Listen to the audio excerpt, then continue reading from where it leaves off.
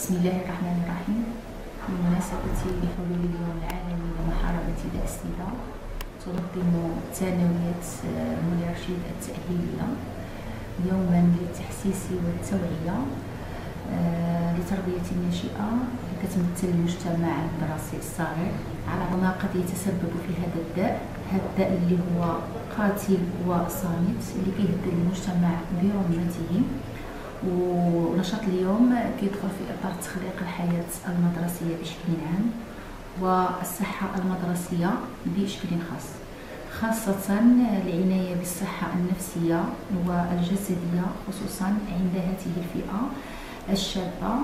والغايه من الوقوف عند هذه المحطه هي ترسيخ مبادئ الدين ديالنا الحنيف، الدين الإسلام، لتنظيم العلاقة بين الجنسين تنظيما شرعيا بطبيعة الحال.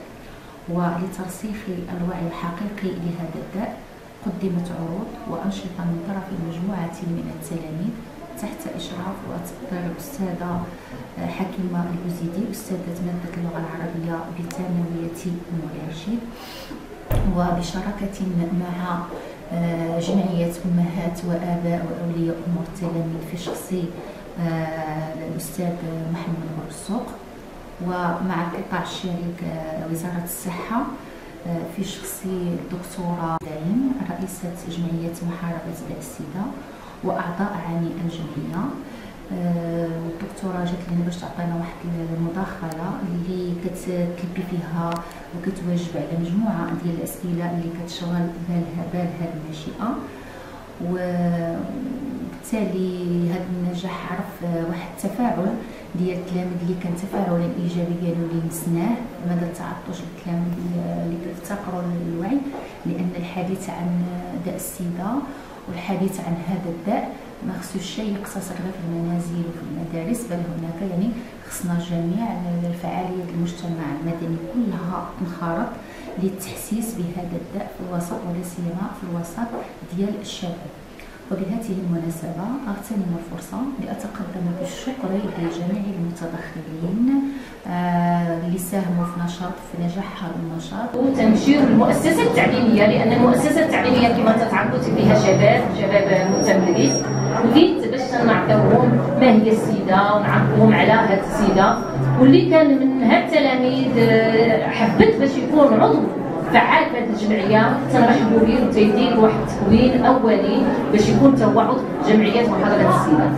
اذا انا التدخل ديالي الاولي هو غادي نقول لكم علاش حنا بعدا تنسمعوا مرض الايدز، مرض السيدا، مرض فقدان المناعه المكتسبه، وعلاش غنديروا هذا التحليل.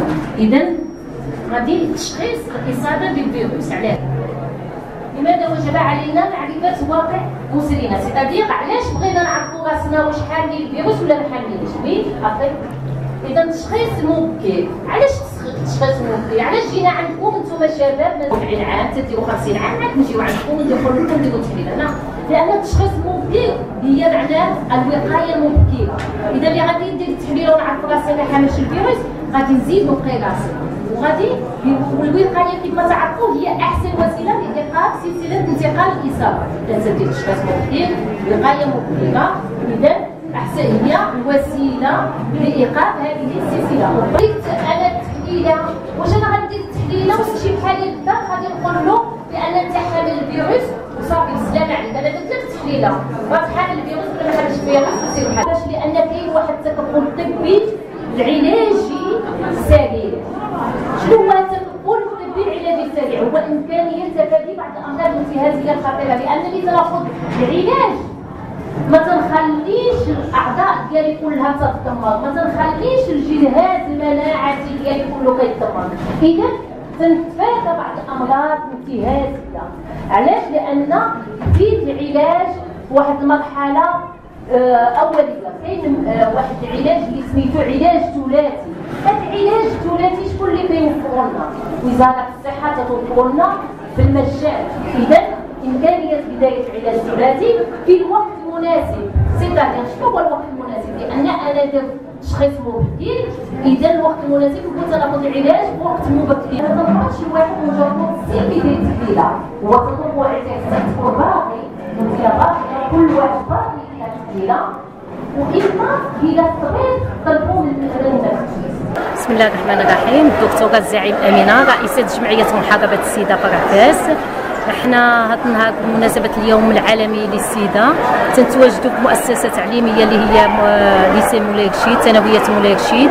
جينا هنا عند تنتواجدوا مع الشباب المتمدرسين باش نوعيوهم على هذا الوباء الفتاك، ما طرق الانتقال، طرق الوقايه، التكفل الطبي، العلاج الثلاثي. اذا بهذه المناسبه الشباب كما كتعرفوا ما بين السن 15 عام حتى ل 29 سنه هما شباب اللي تتواجد عندهم تيكونوا حاملين الفيروس 25%. هذا هو السبب علاش حنا بغينا نوعيوهم بالوقايه من هذا الوباء، كيفاش يوقيو راسهم وكيفاش يكشفوا على هذا الوباء، يديروا التحليله من سن 18 عام تنديروا التحليله لهذا الاشخاص، لانها التحليله هي سيقيه وهي سريعه وهي مجانيه وهي طوعيه. اذا نقولوا للشباب باش يديروا هذا التشخيص مبكر، لان العلاج المبكر هو توقيهم من امراض انتهازيه. كما تتعرف بان عدد الاشخاص المتعايشين بفيروس فقدان المناعه المكتسبه هما في المغرب وصلت ل 10017، وبجهه فاس بولمان وصلنا ل 204. اذا دق ناقوس الخطر بان خص هاد الشباب يعرفوا ويجيو ويكشفوا عن هذا الوباء ويديروا هذه التحليله، لان العلاج الثلاثي متواجد في CHU، هو متواجد بالمجان. والجمعيه محاربه السيده لا LCS تقوم بالتكفل الطبي وتقوم بالتكفل الدعم النفسي، لان متواجده عندنا طبيبه اللي تتكون في CHU اللي تدير لهم الدعم النفسي والتكفل كذلك ديال بعض الادويه الانتهازيه. اذا تنوعيو هاد الشباب باش يوعيو حتى هما العائلات ديالهم والساكنه اللي متجاوره بهم، باش الكل خصو يدير هاد التحليله. اسمحوا لي باسمكم جميعا وباسم جمعيه امهات واباء واولياء التلاميذ ثانويه إيليا مولاي رشيد، وكذلك اداره المؤسسه والاطر العامله بها من تربويين واداريين، ان انادي باسمكم جميعا على الدكتورة أمينة الزعيم لإعطائها شهادة تقديرية رمزية من المؤسسة لمشاركتها القيمة في هذه الندوة. فألتمس منكم التصفيق بحرارة على الدكتورة أمينة الزعيم.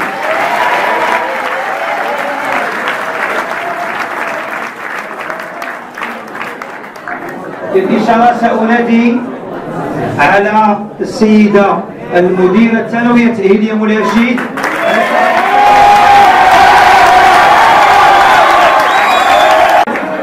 للإشارة الدكتورة أمينة الزعيم. للإشارة الدكتورة أمينة الزعيم هي دكتورة وهي رئيسة جمعية محاربة السيدة فرعفاس، وكذلك نائب رئيس الوطني لمحاربة السيدة بالمغرب، بالإضافة إلى أن بسم الله الرحمن الرحيم. الأستاذة حكيمة البوزيدي، أستاذة اللغة العربية بثانوية مولاي رشيد.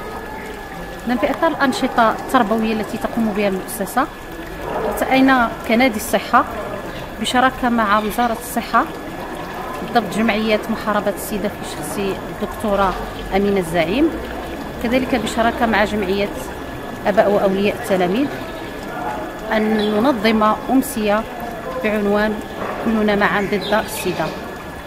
طبعا هذا النشاط يتنوع بين، أولا كان هناك عرض حول محاربة السيدة قدمه مجموعة من التلاميذ بواسطة فيديوهات وصور طبعا تفصل أسباب هذا الداء، كيفية انتقال هذا الداء، كيفية محاربة أو الوقاية من هذا الداء. بعد ذلك قدمت الدكتورة أمينة الزعيم مشكورة عرضها بالتواصل مع التلاميذ لشرح كل ما يخص هذا الداء من أسباب وعوامل ومن طرق انتقال ومن كيفية الوقاية من هذا الداء. تدخل التلاميذ والدكتورة في أسئلة توضيحية توجيهية لشرح كل ما يمكن شرحه حتى تعم التوعية بين جميع التلاميذ وبين جميع التلميذات. إذن كان الغرض من هذه الأمسية هو أن هذه الرسالة توصل للتلاميذ، وأن هاد التلاميذ اللي هما شباب اليوم ورجال الغد ونساء الغد يوعوا بهذا الداء الفتاك، ويوعوا بالطرق ديال الانتقال، ويحاولوا ما أمكن يكون واعيين كيفية الوقاية منه أو كيفية التحصين من الوصول إلى هذا الداء. إذن كنتمنى أن هذه الأمسية في إطار، أو كنتمنى أن هذه الأمسية تكون بمجموعة الأنشطة اللي قمنا بها من أغاني اللي ممكن توصل رسالة محاربة الداء، أو من سكتشات، أو من وقفات عروض صامتة، أن تصل الرسالة للتلاميذ.